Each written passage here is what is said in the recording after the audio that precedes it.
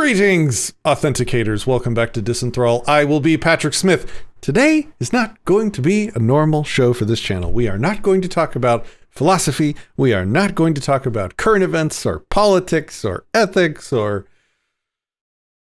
the stuff that you're used to seeing. Today we're going to start a new series on this channel. The series is going to be called Digital Hygiene, and we're going to cover various topics around privacy and security and sort of how to do adulting in 2020s in the modern age.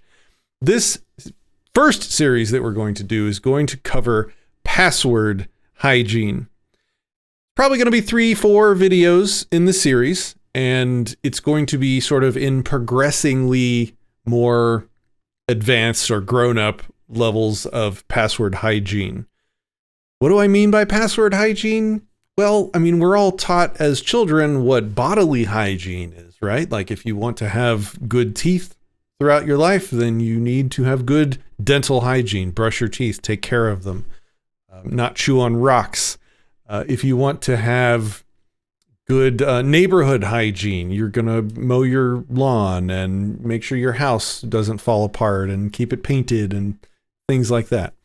If you are going to have good password hygiene, you have to understand the threats that are out there. You have to understand what passwords are for, and then you have to take steps to take care of yourself in the realm of passwords, security, and privacy. Because it is not 1990 anymore. This is 2021 at the time of recording this video. Passwords are not really that secure anymore, to be honest. Let's just say that up front. So, the first of these videos is going to be a primer for those people out there that are still just trying to remember all their own passwords in their own head and maybe have the same password that they use on several websites. You know, maybe some of them are a little longer and you think you're secure. Maybe some other ones are like your last name and your date of birth or your anniversary or something. The first video in the series is going to be for you. And I'm looking at people like my mother, and I'm looking at people like Shepard, who's been a guest host on this channel sometimes.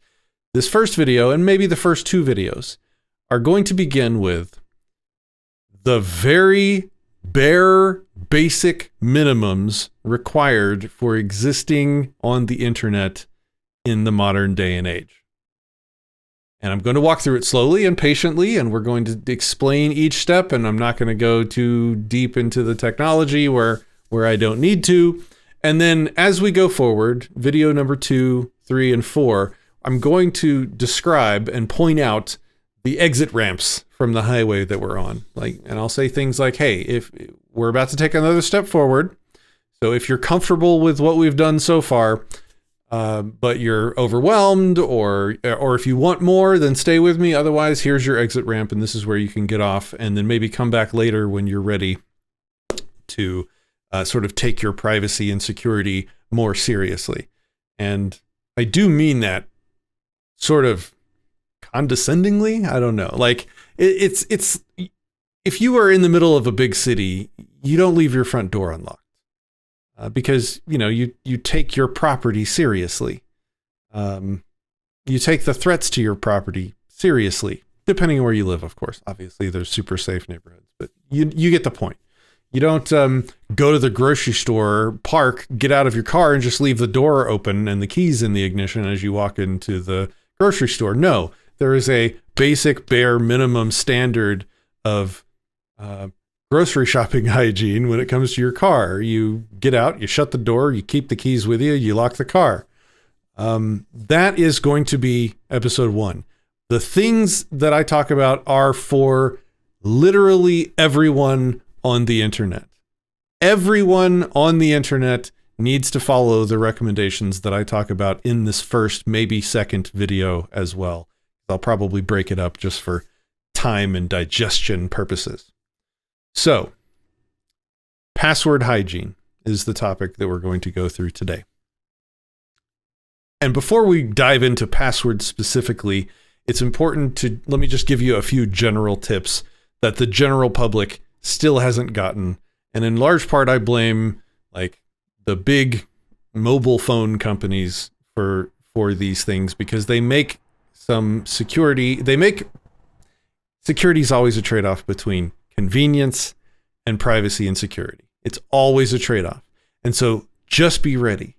The things I'm talking about in this video are going to be necessarily more of an inconvenience to you than what you're used to with your passwords.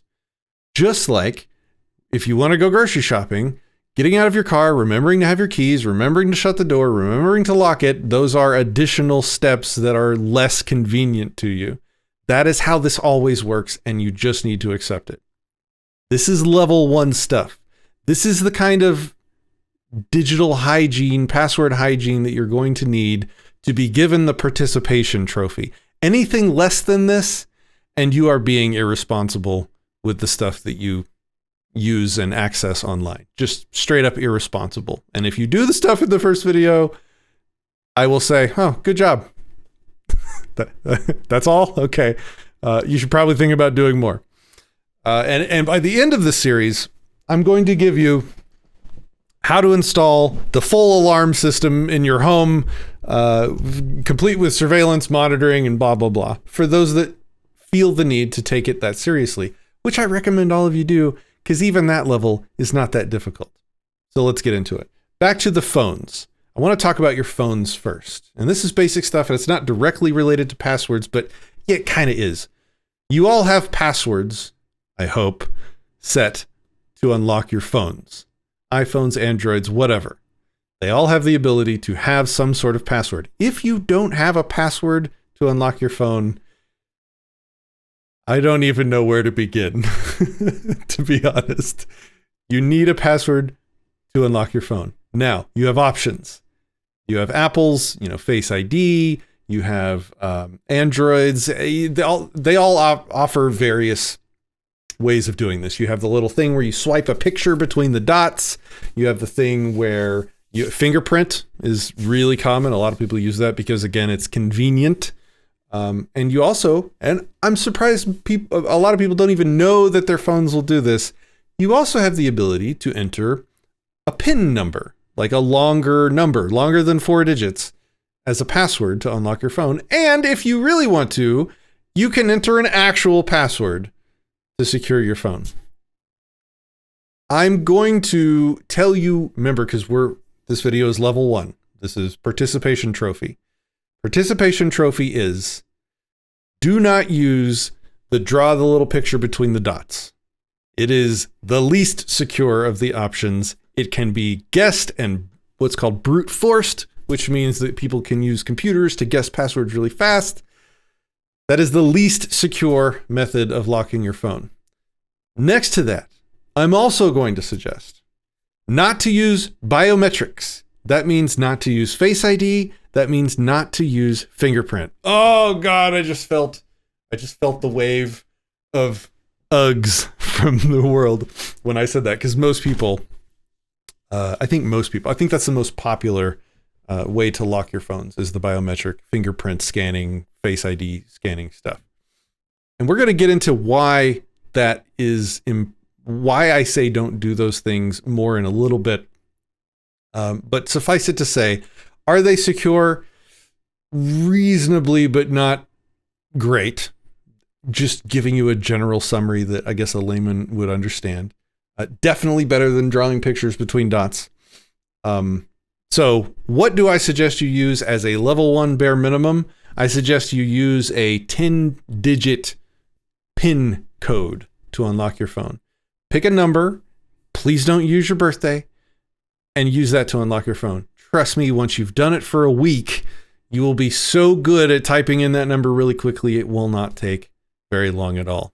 Again, this whole video is going to be trading convenience for level 1 adulting grown-up internet electronic use.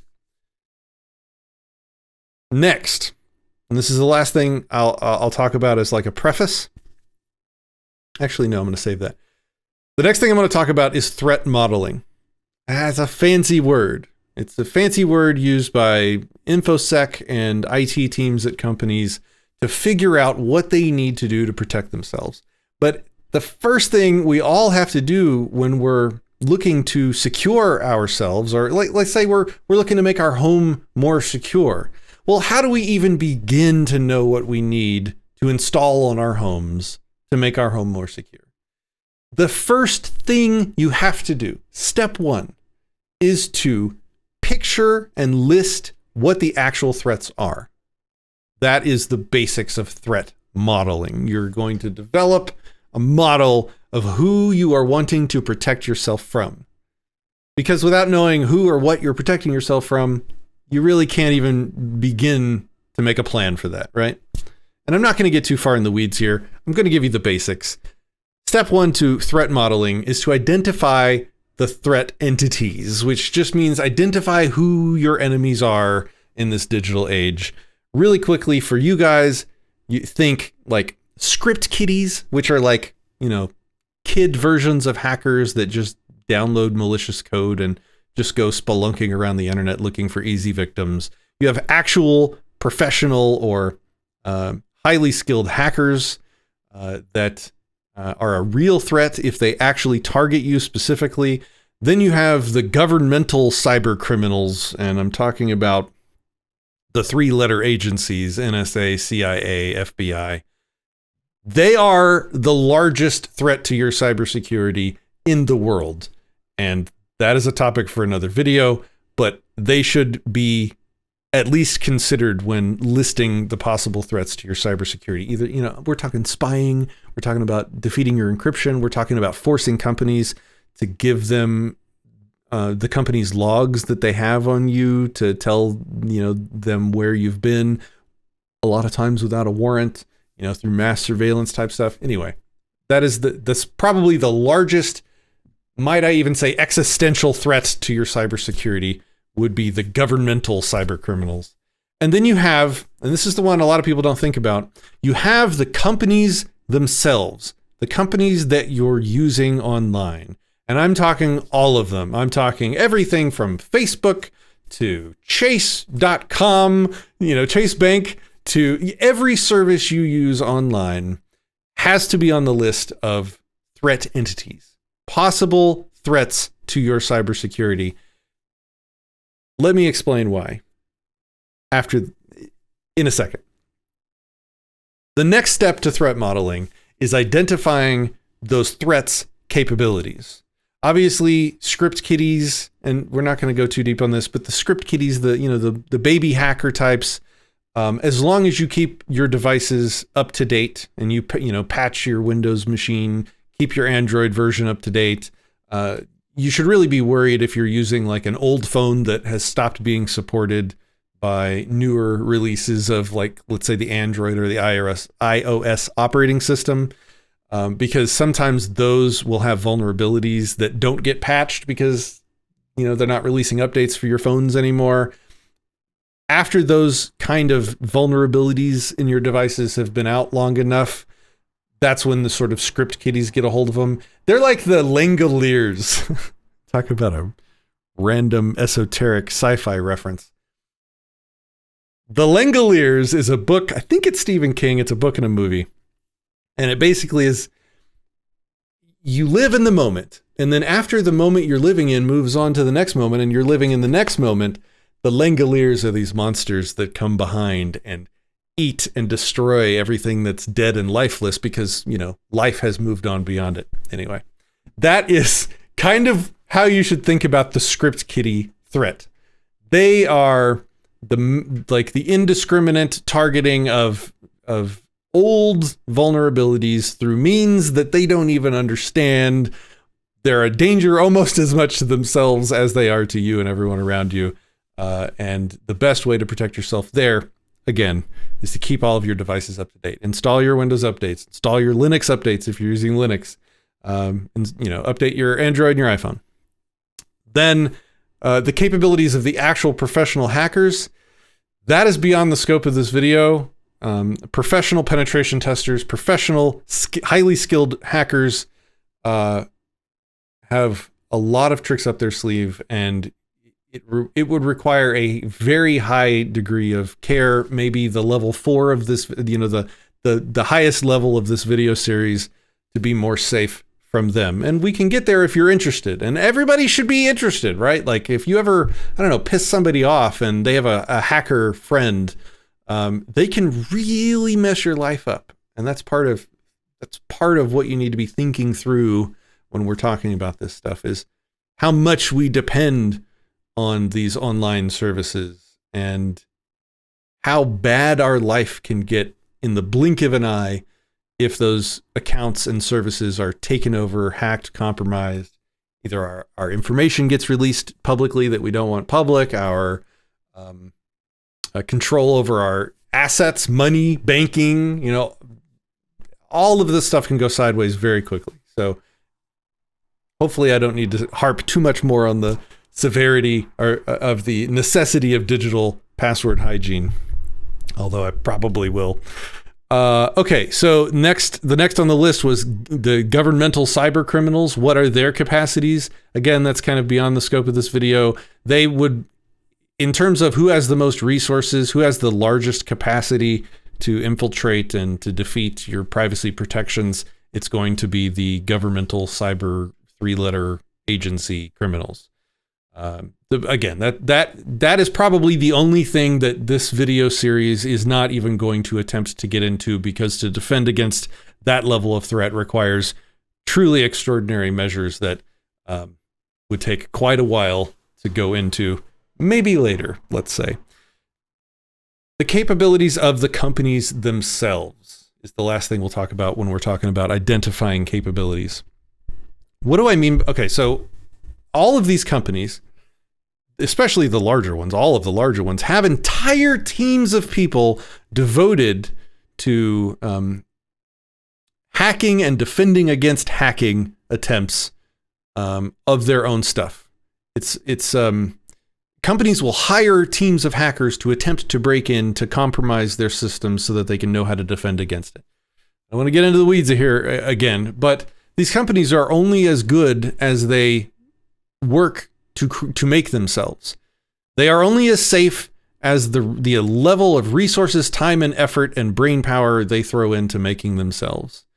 And while you can probably think that Facebook's infrastructure is relatively safe in terms of all the other services out there, relatively secure, difficult to breach, difficult for a hacker to break into than the others, I bet you'd be genuinely shocked at how poor the security practices and how few resources most of the companies you use online actually put into securing the data of yours that they hold on your behalf. I mean, shocked. I would even go so far as to say that every single person watching this video has had one of their accounts on some service compromised and leaked. And what do I mean by that? I mean, you've had your usernames, your passwords, your email addresses, your transaction history, logs, things like that a company will hold on you next to your account. You've had that stuff released into the wild. And if it's valuable enough, even like credit card numbers and stuff, these things get sold in large batches on the darknet market and places like that, where people will purchase this information that people have hacked out of these companies. You might not believe me, but we'll get to that in a second. The third and final part of threat modeling that I want to talk about is identifying the attack vectors. So what that means, again, we're using fancy words, but first you identify who is a threat.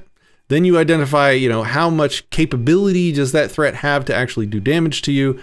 And then once you've kind of determined that, then you determine how exactly they're going to attack you so that you can specifically construct your defenses against it. So if we were going to protect our home from burglars, we would think about how specifically the burglar, like what resources the burglars are probably going to have to use to get into your home, and how specifically they're going to use those resources to actually get into your home. And then we can start making a list of the ways to confound, to disrupt, and to make their lives miserable when they try those methods. Same thing for password hygiene. So we've already kind of talked about it. The script kiddies, they're going to use simple attacks. We already talked about how to mitigate that. The professional hackers, they're going to be, using advanced attacks against you or the companies, you or the companies themselves. That's the other thing. Like, if a hacker targets you personally, the most they have to gain is your personal information, your personal life, your email, your money, your credit history, your credit score, your identity of one person. If they attack a company that has a bunch of people's credit cards, they still have to hack one thing, except now they get tens of thousands of identities or credit card numbers or bank account information or usernames and passwords that they can then use to go and try all the other websites to see if the same username, if you use the same password on other websites, for example. And they can spider out and just, it's vastly more effective. So that's another attack vector, is that these people are going to actually go after the companies, not just you. Another one will be open backdoors handed to the government cyber criminal gangs. And what I mean by that is that companies like, the three-letter agencies, in the name of America and hashtag freedom and fighting terrorism, they really get a lot of voluntary cooperation from a lot of companies in just totally destroying your privacy and your security. The best examples of this, easy examples to make it clear, would be that there are three-letter agencies that have entire offices located in, like, Facebook's data center, for example. Like, Facebook has made space for them to exist with their servers so that they can have more immediate direct access to anything that they want with relatively little oversight. That is, again, when we're talking about the existential level threats to your cybersecurity, being the governmental gangs, three-letter gangs. This is the stuff this is the level that they play on, and there's, again, outside the scope of this video. Finally, the last attack vector, again, is incompetence. What that means is, again, these companies you're trusting with your username, your password, your credit card numbers, all this stuff, you would be shocked at how incompetent most of them are. Most of them are incompetent. Where a mid-range hacker type, if they tried, can breach them and can get your information. That should just be assumed. And that's part of what we're doing here in this process, is we're assuming these attacks are going to happen. We are going to assume that the websites and companies that we use are in fact incompetent, because it's a pretty safe bet. And we're going to do our best to craft our defenses to mitigate those attacks. And just the length of what I've already said so far, I hope has not scared a lot of the entry-level people away. The solutions to this stuff, the level 1 participation trophy level, it's not that bad. It's not that bad. The last thing I'll say before we actually move on to giving you the participation trophy level solutions is, I think everybody watching this video, if you haven't done it before, need to go to the website haveibeenpwned.com. That is HAVEIBEENPWNED.com. This is a website that does a fairly good job of keeping track of all of the hacks of many websites that have been released onto the darknet market, and they download the hacked data that the nefarious people release and they put it into their database. And you can enter your email address on this website and it will list for you how many times accounts associated with that email address have been hacked and released to the cyber underworld, so to speak. Do it. Trust me, it will probably be eye-opening, and we'll probably have you coming back to this video to go all the way to the end. Because honestly, I think most people can actually get all the way to the end of this video if they actually try and take this seriously enough. Even the most advanced part in part 5 of this video or whatever is not that bad. The next thing I'll say is that I plan to keep this video series up to date if possible. So right now, you could be watching an old version of this video.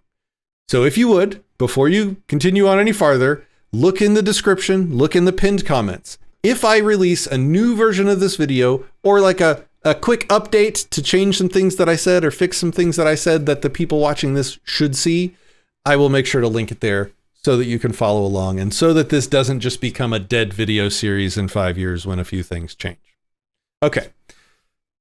Now let's get to the solutions. The level 1 participation trophy solutions that literally everyone needs to do if they plan on using the internet. And I mean that, everyone. Even your kids. If they have passwords somewhere, this is level 1. This is participation trophy. Okay. I'm not going to emphasize that anymore. I hope I got it across. There are 2 super bad practices.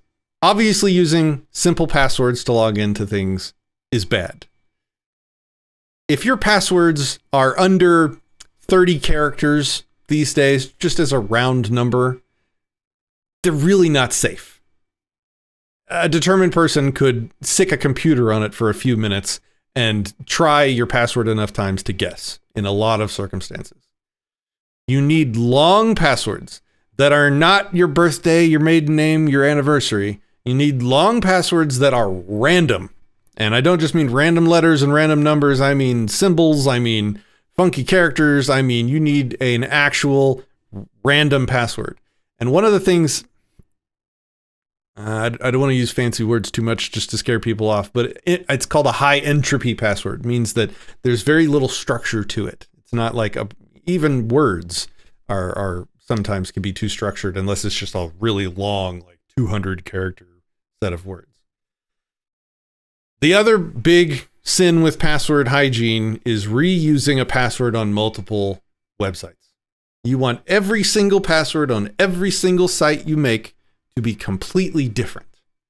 Wow, have I just set everyone up to fail, right? Like, not only do you have to have a really long password, which you're going to probably spend a month trying to memorize, but now I have to tell you, okay, you have to have 100 of those memorized to log into all the 100, 200, 300 websites that you use over the course of your digital life.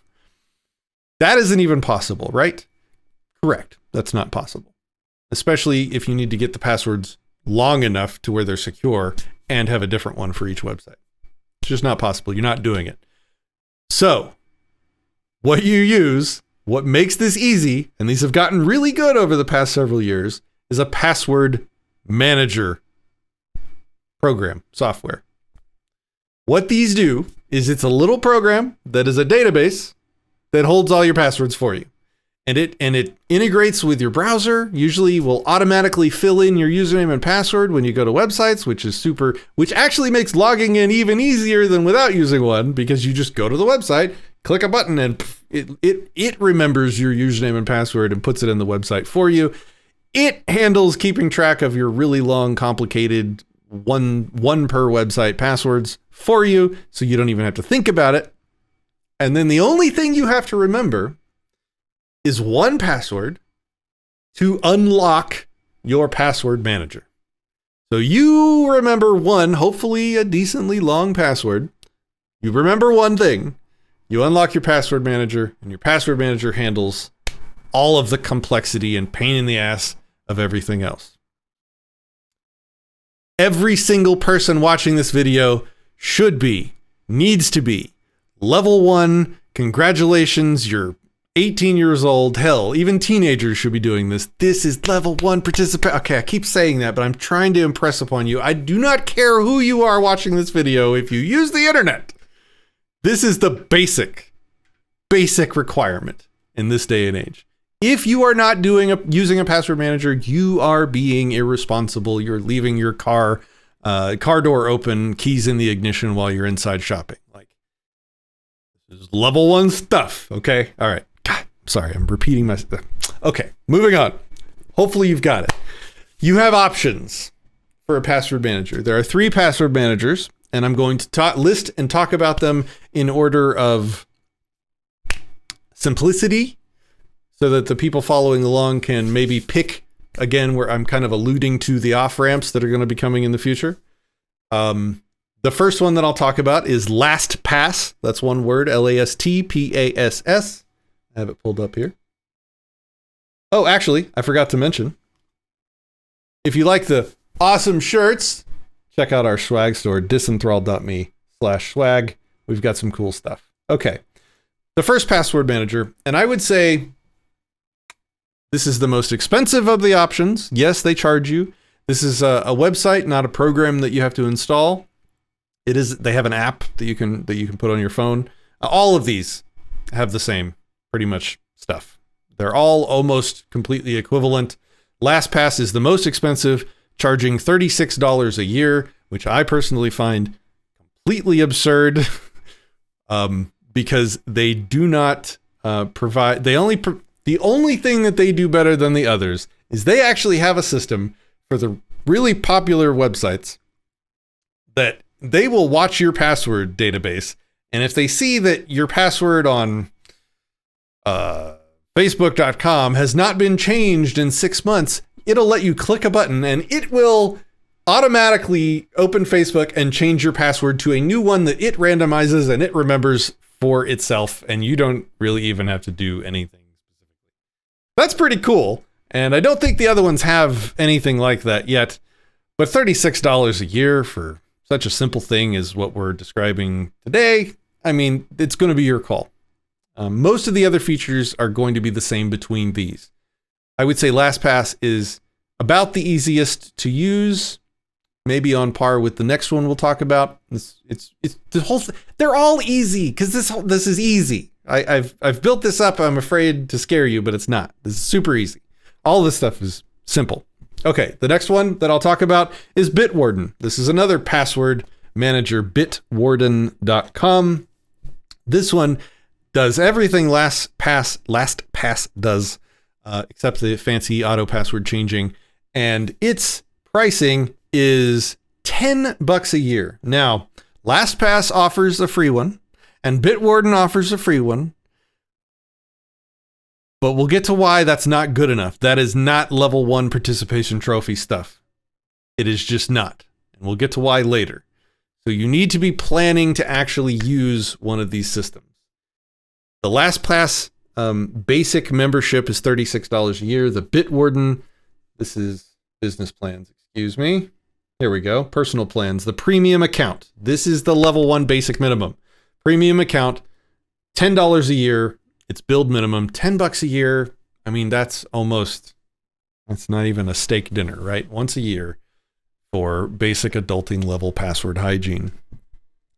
So for most laymen out there, this is probably where you're going to want to focus. This is going to be the participation trophy spot for you right here. If you just want to lock your door before you go in the grocery store, check out Bitwarden.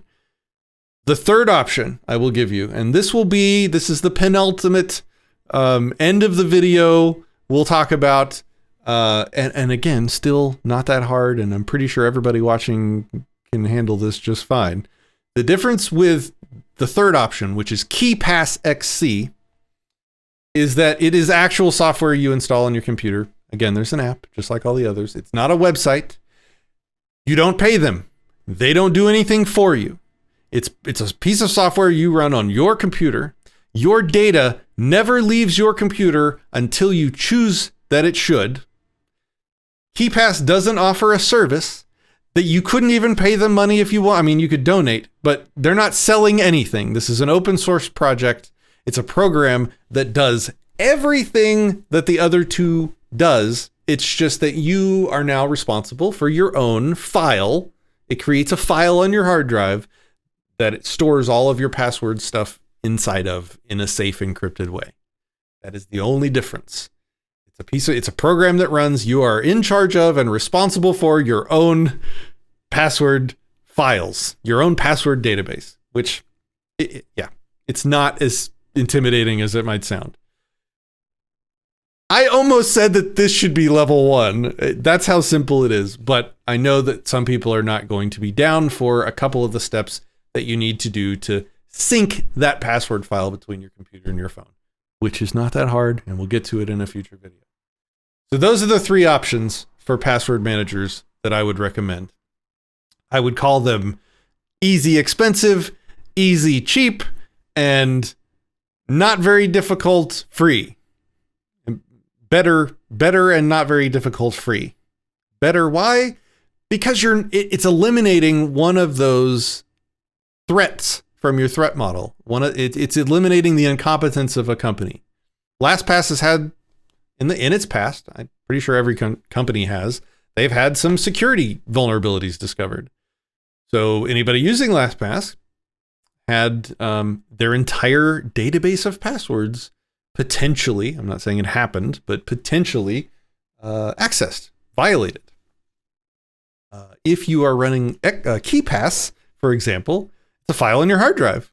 So unless somebody hacks into your computer, gets the password file, manages a good analogy for the encryption used that KeePass uses to secure your password file on your hard drive is that if I'm not going to do this justice, but if you took the smallest unit of energy possible, captured every bit of energy that came that was emitted from the sun, and each one of those, the smallest bits of energy you could measure, what was counted as an attempt to guess the password, it was something like 100 million years of using all of the energy from the sun would still not be enough to get through half of the guesses that might be required to guess the cryptography needed to open that file. So even if they cracked your computer wide open, and even if you handed them your password file, that would not help them in the slightest get to your stuff. Well, it would help them a little bit, but not much. Okay, so those are the three password manager options. I think the best way to do this, so this video just doesn't become Hollywood Marvel movie length, would be to sort of break up the next videos into each of the different password managers. And so let's summarize and talk about one more thing, and then we'll end this video and we'll do a part 2. Okay, so I've given you the three password managers. I'm sure that most of you at this point have some website that you might have seen something about two-factor authentication. Two-factor authentication.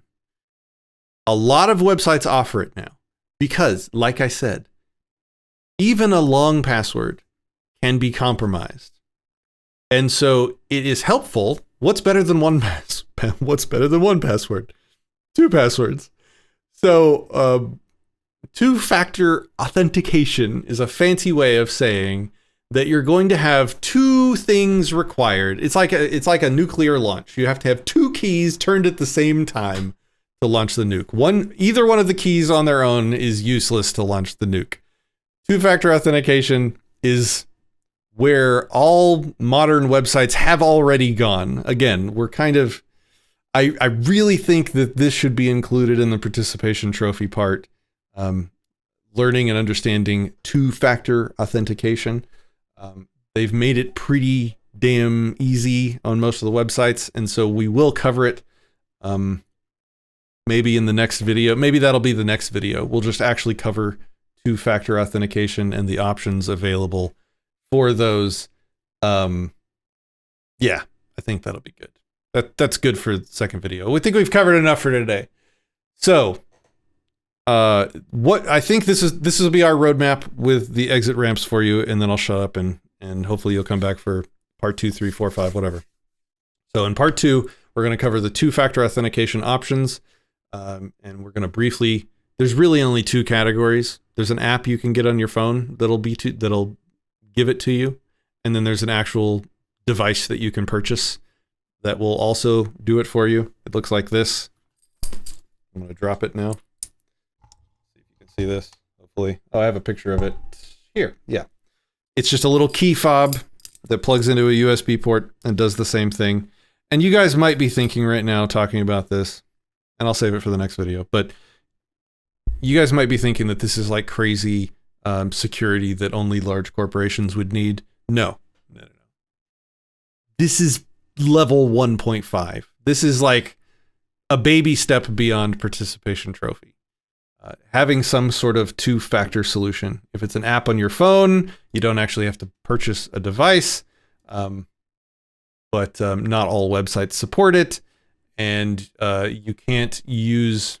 I don't want to flood you with information. We'll save that for next video on two-factor authentication. The videos after that, it'll probably be 3, 4, and 5. We'll be using Lastpass, like creating a Lastpass account, how to use it for noobs. We'll do the exact same thing for Bitwarden. Maybe we'll even do it in the same video because these are all kind of the same. And then the last video will be on setting up and using KeePass XC as your password manager. Obviously, if I'm making a recommendation for you, the last thing I'll say today, I promise, is if I'm making a recommendation for every human alive, I want you to be using KeePass XC with one of these two-factor authentication devices. Can you see? Yeah. Okay. Make sure I was out of the way.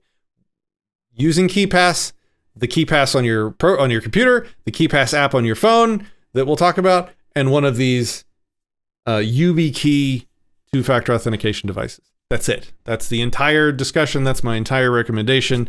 The last video in this series is going to tell you exactly how to do that and show you how super easy it actually is, and literally anybody can do it.